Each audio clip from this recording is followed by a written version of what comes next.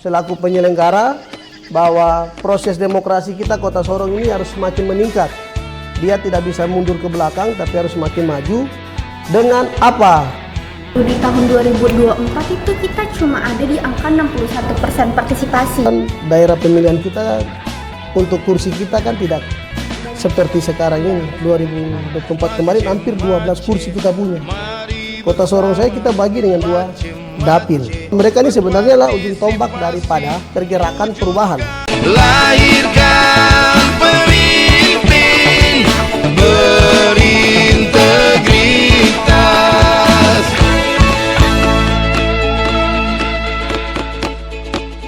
Halo teman-teman, selamat datang di TPS, tempat podcast seru, bukan tempat pemungutan suara ya, tapi semuanya berasal dari sini.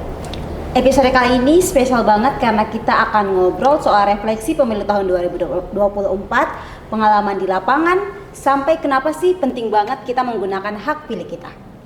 Dan tentunya kita nggak sendiri nih, sudah ada bersama kami Bapak Baltasar Bert Kambuaya selaku Kepala Divisi Sosialisasi Pendidikan Pemilih, Partisipasi Masyarakat dan SDM KPU Kota Sorong. Selamat datang Pak. Terima kasih Arda dan Lisa sudah dapat mengundang Bapak hadir. Senang sekali bisa bergabung bersama podcast seru KPU Kota Sorong. Pak, sebelum masuk di refleksi pemilu 2024 nih, saya penasaran sejak kapan sih Bapak berkecimpung di dunia kepemiluan ini? Ya, baik. Untuk saya secara pribadi berkecimpung di dunia kepemilian atau pilkada. Secara background memang saya basicnya sarjana ilmu politik. Jadi memang mindset saya dalam proses untuk hadir di tahapan sebagai penyelenggara ini dimulai semenjak tahun 2016. Saya pertama kali honor di kantor ini juga dari tahun 2016 menjadi staf pembantu di lantai bawah lah bahasanya. Sampai dengan di tahun 2019 dan masa kontrak kami berakhir. Sesudah itu saya menjadi pendamping, ada berkecimpung sebagai pendampingnya, sampai dengan proses di mana ada tes lagi untuk menjadi anggota komisioner ya. Saya merasa bahwa pengetahuan, pengalaman saya itu sudah sangat mumpuni untuk saya mungkin bisa menguji atau mengadu nasib saya menjadi anggota KPU Kota Sorong. Puji Tuhan, alhamdulillah dengan mengikuti tes dipercayakan oleh negara sehingga bisa menjadi anggota KPU Kota Sorong periode 2023-2028. Berarti sudah cukup lama ya Pak. Kalau dibandingkan dengan pemilu-pemilu sebelumnya, menurut Bapak apa yang membedakan pemilu tahun 2024 kemarin? Kalau secara pengalaman saya yang terlibat langsung dari tahun 2016 sampai dengan 2019 itu kita memang melaksanakan 2 tahapan sekaligus, yaitu tahapan pilkada di luar di tahun 2017, sesudah itu tahapan pemilu di tahun 2019. Dari sistemnya itu tidak ada perubahan ya, itu selalu tetap melalui pemilihan langsung, umum bebas rahasia. Cuma konteks daripada sistem pemilu di tahun 2019 ya, itu saya melihat memang prosesnya itu tidak terlalu banyak intervensi kepentingan. Jadi dia prosesnya itu masih dinamikanya itu masih labil lah, dalam artian hanya memilih tapi tidak banyak kepentingan politik yang terlibat langsung. Sehingga proses itu yang saya lihat selaku penyelenggara langsung kemarin di tahun 2024 ini, bahwa secara utama sekali itu dinamikanya tuh ketika DOB kita terbentuk. Oh iya. Iya, jadi ketika kita Sorong Raya ini menjadi satu provinsi, dapil kita ini kan dia lebih mengerucut. Iya. Keterisian kursi ini lebih banyak dan juga jumlah pemilih juga tersedia. Jadi kalau dulu sebelumnya itu kan 2019 kita gabung dengan Manokwari, itu kan daerah pemilihan kita untuk kursi kita kan tidak banyak seperti sekarang ini. 2024 kemarin hampir 12 kursi kita punya. Kota Sorong saya kita bagi dengan 2 dapil. Kalau dulu kan dia 1 dapil saja. Itu yang membedakan. Jadi ketika itu masyarakat secara umum melihat potensi, ada ruang di mana mereka bisa ikut terlibat menjadi caleg atau calon legislatif. Itu yang membuat salah satu dinamikanya itu agak sedikit dia memiliki nuansa yang luar biasa. Kemarin kita lihat ya bagaimana gejolak pemilu itu, berarti dalam artian bahwa ketika ada masyarakat membawa aspirasi dalam bentuk demo, itu berarti fungsi kontrolnya itu baik ada dalam jalannya tahapan pemilu kita. Kalau kita lihat dari data nih Pak, jadi partisipasi pemilu di tahun 2024 itu kita cuma ada di angka 61% partisipasi. Menurut Bapak, apa yang menyebabkan partisipasinya ada di angka tersebut ya Pak? Iya, baik, memang salah satu dari tujuan utama kita melaksanakan pemilu ataupun pilkada ya, itu bagaimana setiap warga negara yang punya hak memilih wajib memberikan hak pilih. Itu sudah diamanatkan dalam undang-undang. Dalam proses pelaksanaannya, KPU sebagai wadah yang diberikan tanggung jawab pelaksanaan untuk menyelenggarakan pilkada maupun pemilu, memiliki satu beban kerja yang memang kita tidak bisa bicarakan sepele. Ini dari tahapan tahun ke tahun atau periodisasi ke periodisasi, memang untuk membangkitkan animo atau rasa kepada masyarakat untuk dapat membawa hak pilih ini ke TPS, itu dimulai dengan bagaimana tingkatan sosialisasi kita yang wajib kita lakukan dengan penuh tanggung jawab, baik dari segala sisi, tidak bisa kita pandang beda. Dimana kan dikatakan secara kelembagaan ini kan KPU kita harus inklusif ya, dalam tahapan penyelenggara. Jadi kita tidak bisa membeda-bedakan dalam proses informasi. Bahkan kita memberikan secara edukasi kepada masyarakat untuk bagaimana memilih pada saat waktu di TPS nanti. Sehingga dalam proses yang ada memang KPU secara umum ya, hampir seluruh Indonesia lah, untuk mensosialisasikan tahapan-tahapan ini pasti sudah dilaksanakan. Cuma memang kita kembali lagi bahwa proses daripada proses pada saat hari H itu sebenarnya harus dimulai juga bukan hanya dari KPU saja, tapi tingkat-tingkat di mana mungkin bisa dipelajari dari tingkat sekolah, perguruan tinggi. Jadi proses ini pun harus keterlibatan semua unsur, sehingga pada waktu KPU menyelenggarakan tahapan pilkada atau pemilu itu masyarakat itu tahu bahwa inilah bagian saya, karena saya telah diamanatkan dalam undang-undang untuk dapat memilih dan dipilih, seperti begitu. Berarti memang tantangannya ini cukup kompleks ya Pak, bukan cuma soal teknis saja, tapi juga soal mindset dan kesadaran masyarakat. Kesadaran masyarakat itu sendiri. Kalau dilihat dari angka partisipasi yang tadi tuh Pak, apa sih yang bisa kita lakukan untuk menaikkan partisipasi masyarakat untuk pemilu ke depannya?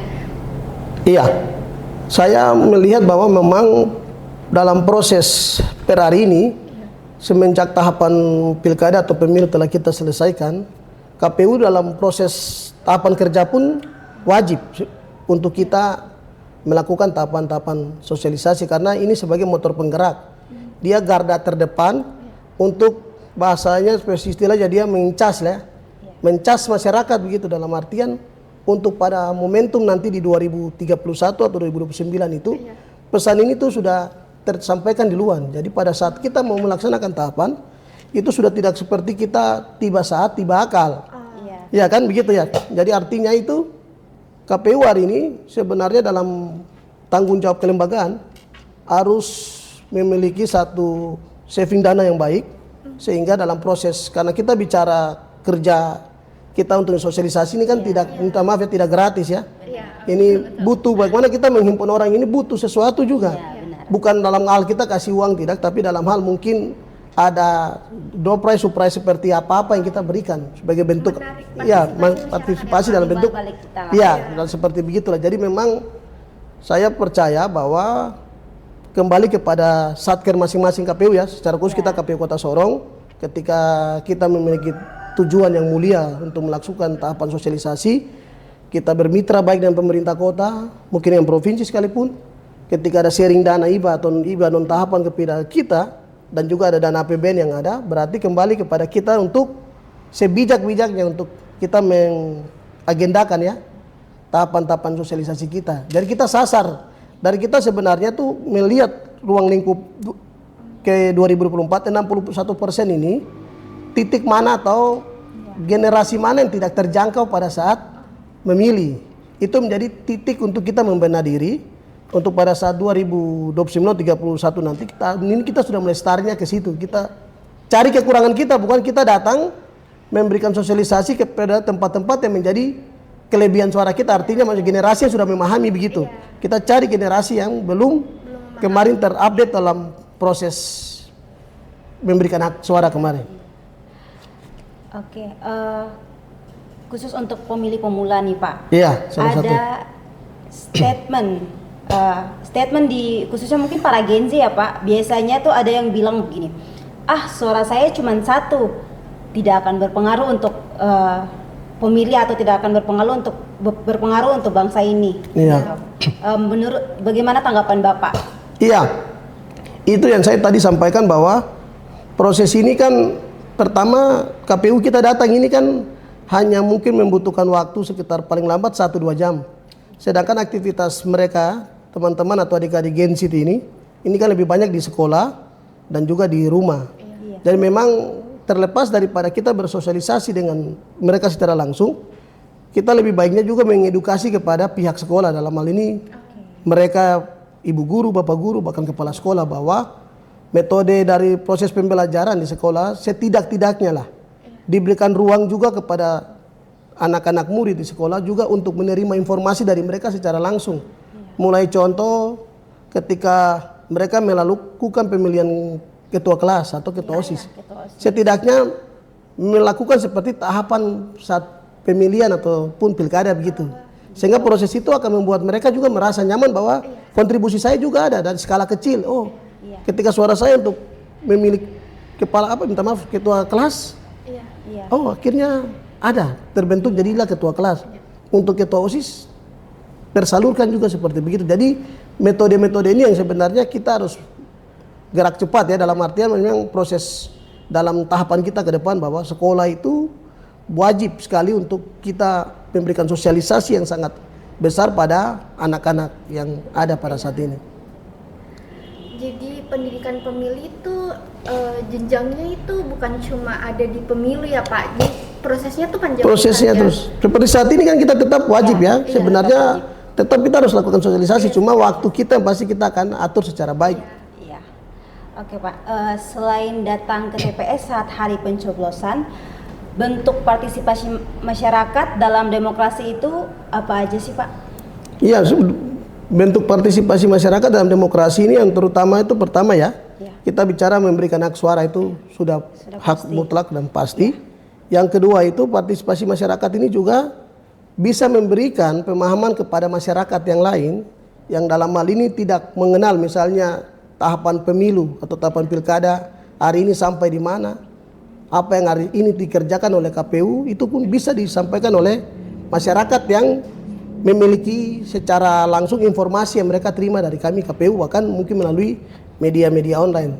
Dan memang partisipasi ini kami berharap sekali, kemarin ini pengalaman ya, pengalaman itu bahwa masyarakat yang cerdas ya, dalam ini pemilih yang cerdas itu sudah berarti bisa menempatkan posisi dia ya. Bukan saya hanya memilih, tapi saya pun tidak boleh juga menyebarkan berita hoaks ataupun berita-berita yang menggiring kepada permusuhan atau perpecahan antara kelompok di bawah. Jadi ketika kita bicara kita mau memilih tapi situasi Kamtibnas kita tidak baik, siapa yang mau pergi ke TPS? Iya ya, walaupun niat kita mau pergi memilih, tapi ketika situasi tidak tenang kondusif, pasti masyarakat tidak akan pergi memilih.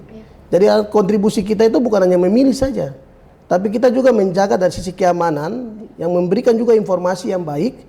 Apalagi kita berpendidikan ya, berpendidikan berarti kita juga harus tahu ruang kita sampai di mana. Kita tidak bisa hari ini karena politik ini bicara kalah menang. Kita tidak bicara barang lain ya, kalah menang. Ketika menang harus kita terima. Kalau kalah kita terima. Itu berarti menjadi pemilih yang dewasa begitu. Betul. Menurut Bapak, apakah Bapak setuju nih sama statement kalau generasi muda itu punya peran yang besar, bukan cuma sebagai pemilih tapi juga sebagai agen perubahan bangsa ini? Iya, kalau secara data ya, data kependudukan ya kalau tidak salah itu kan Gen Z ya, ini kan masuk dalam generasi yang saat ini ya, ini kan dalam hitung-hitungan kalau tidak salah data penduduk mereka lebih banyak daripada usia-usia di atas mereka, atas kita ataupun di atas lagi di atas tahap kita. Jadi proses ini bahwa mereka ini sebenarnya adalah ujung tombak daripada pergerakan perubahan. Ini harus jadi catatan bagi mereka bahwa mereka adalah ujung tombak perubahan. Sehingga hari ini bukan hanya kita bicara pemilu atau pilkada ya, tapi hari ini bicara dalam konteks kenegaraan ya. Jadi ketika mereka memilih, bukan hanya berarti sampai di situ saja. Mereka akan bertumbuh, berkembang, dan ke depan mereka menjadi penerus aset bangsa ini. Jadi hari ini yang mereka lakukan ialah ketika mereka sudah mulai dari hal-hal yang kecil, contohnya terlibat dalam berdemokrasi dengan memilih, berarti sudah membawakan diri dalam effort diri itu bahwa saya memiliki tujuan untuk bernegara. Ketika saya dipercayakan oleh negara dalam artian mungkin punya suatu pekerjaan, itu saya juga akan berdampak kepada generasi saya di saat ini, karena generasi ini dia akan bertahan cukup lama, sekitar 30 sampai 40 tahun. Kenapa disampaikan bahwa itu Indonesia emas 45? Karena itulah disasarnya dari sekarang ini. Oke Pak, melihat dari pemilu tahun 2024 lalu, apa nih harapan Bapak untuk pemilu-pemilu yang akan datang buat para generasi muda? Iya, harapan saya selaku penyelenggara saat ini ya, dan kalaupun masih diberikan kepercayaan lagi oleh Tuhan dan negara ya, pasti harapan saya itu secara penyelenggara ya, kita KPU ini semakin solid, semakin bekerja dengan mengutamakan aturan dan juga siap bertanggung jawab atas konsekuensi penyelenggara yang kita lakukan. Dan yang utama dan terutama itu mitra kerja kita itu pemerintah itu menjadi mitra kerja yang strategis untuk kita, sehingga dukungan dari pemerintah, dukungan dari pihak TNI, Polri, dan juga dukungan dari tokoh-tokoh adat masyarakat itu sangat membantu sehingga proses nanti ketika kita melaksanakan pemilu di tahun 2029 itu dapat berjalan dengan baik, berjalan dengan benar, dia profesional, dia adil, jujur, dan yang terutama itu dia melakukan semua demi kemajuan kota ini. Oke. Nah, kemarin kita sempat buka question box di Instagram KPU Kota Sorong dan ada beberapa pertanyaan dari followersnya kita, dan kita akan bacakan 2 pertanyaan yang terpilih. Nah, kita bacakan yang pertama Iya, silakan, Bu. Ada dari @nadaraj_, pertanyaannya, Kak, kenapa kita wajib memilih? Iya, itu pertanyaan yang luar biasa ya. Terima kasih buat yang sudah memberikan pertanyaan. Sekali lagi bahwa undang-undang mengatur hak hidup setiap warga negara untuk dipilih dan memilih. Karena kita pernah dengar ya slogan Jaguarnya bilang, kalau bukan kita, kalau bukan saya, siapa lagi? Jadi dimulai dari diri kita sendiri. Jadi memilih hari ini bahwa ini adalah masuk dalam tatanan negara kita, karena kita negara berdemokrasi, sehingga setiap warga negara punya hak untuk memberikan hak suara untuk memilih pemimpin di negara kita, karena pemimpin di negara kita ini tidak bisa hadir tanpa ada pemilihan. Iya.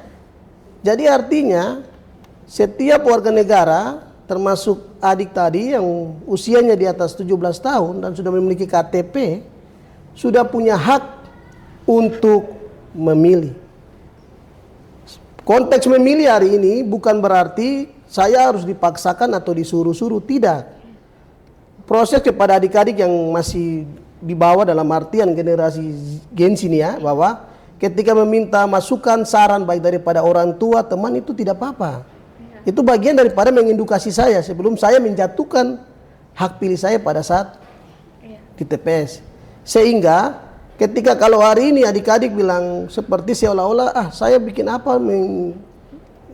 menyibukkan diri pergi ke sana, berdiri, antri.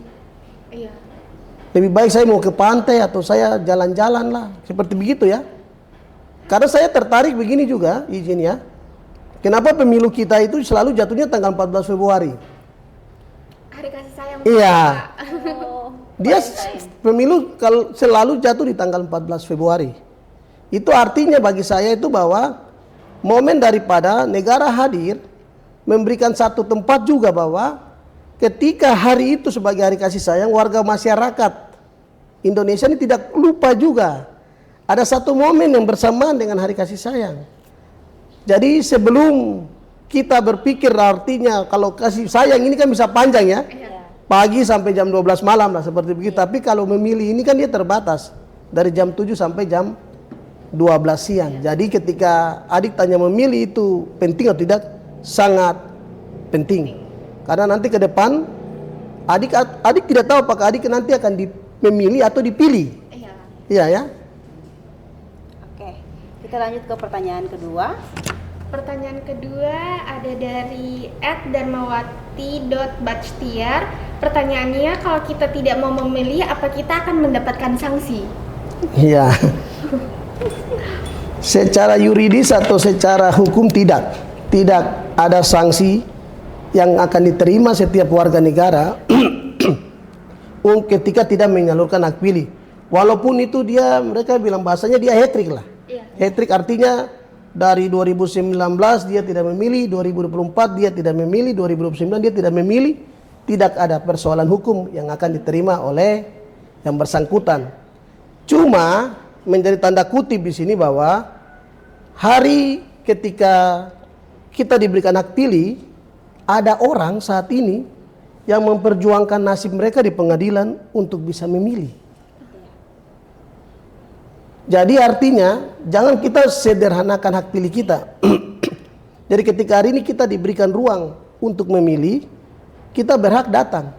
Kehadiran kita di TPS, jangankan mencoblos, tidak mencoblos pun tidak apa-apa. Itu bagian daripada kita punya pilihan. Mencoblos dan tidak mencoblos, bahasanya kayak abstain begitu. Itu hak kita di TPS. Intinya kita hadir. Nama kita terdata bahwa telah menggunakan hak pilih. Keputusan kita di TPS mau memilih dan tidak dipilih, bahkan tidak mau memilih pun, itu menjadi hak daripada pemilih yang bersangkutan. Tapi garis besarnya itu bahwa terkait hasil pemilihan atau hasil yang dipilih itu urusan kedua atau urusan belakang lah. Tapi ketika kita hadir menggunakan hak pilih, kita terdata, tercontreng bahwa atas nama Ibu Allah sudah menggunakan hak pilih. Karena data itu tidak akan mendata terkait pilihan kita. Hanya mengkumulasi tadi 61% itu. Iya. Apakah Ibu A ini masuk kategori 61% atau tidak? Iya ya. Jadi tidak ada sanksi, tetapi kembali kepada diri kita. Oke, sebelum kita tutup nih Pak, bolehkah memberikan pesan singkat untuk seluruh pendengar kita, khususnya pemilih pemula? Iya, baik. Terima kasih untuk podcast KPU Kota Sorong ya, sudah luar biasa memberikan edukasi kepada seluruh warga masyarakat Kota Sorong. Kami selaku penyelenggara Komisioner KPU Kota Sorong untuk periode 2023-2028, kami menyampaikan melalui podcast ini terima kasih kepada seluruh warga masyarakat Kota Sorong yang telah kemarin memberikan hak suara pada pemilu dan juga pilkada, sehingga telah lahir pemimpin-pemimpin kita di atas kota kita, Kota Sorong, dan juga yang ada di atas provinsi kita. Untuk kedepannya, kami berharap selaku penyelenggara bahwa proses demokrasi kita Kota Sorong ini harus semakin meningkat. Dia tidak bisa mundur ke belakang, tapi harus semakin maju. Dengan apa? Dengan hari ini dalam proses KPU bekerja baik di lapangan saat ini, kami meminta kepada masyarakat Kota Sorong untuk berpartisipasi, menerima kami, mendengar informasi dari kami, edukasi kami kepada seluruh warga masyarakat Kota Sorong, sehingga kedepannya di 2029 ketika kita memberikan hak pilih di 2029, terutama kepada generasi-generasi muda, anak-anak muda, kau jago kalau kau gunakan kau hak pilih. Itu kata yang saya titipkan. Karena kalau kau pakai kau hak pilih, kau jago. Terima kasih banyak nih Pak atas pengalaman yang Bapak bagi hari Siap. ini. banyak pelajaran nih yang kita bisa ambil ya, Lis. Iya. Ya. Semoga obrolan hari ini bikin kita sadar bahwa hak pilih itu bukan cuma hak, tapi juga tanggung jawab kita sebagai Ya. bangsa Indonesia. Buat teman-teman yang sudah mendengarkan, jadi pemilih yang cerdas, kritis, dan tidak apatis ya. Seperti statement Pak Ber tadi, kau jago kalau kau punya hak pilih.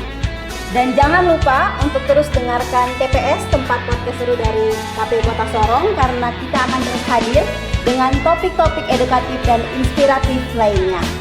Sampai jumpa di episode berikutnya. Saya Lisa, Saya Arda. kami pamit undur diri. Salam Salam KPU melayani. Mari bersama Luar biasa.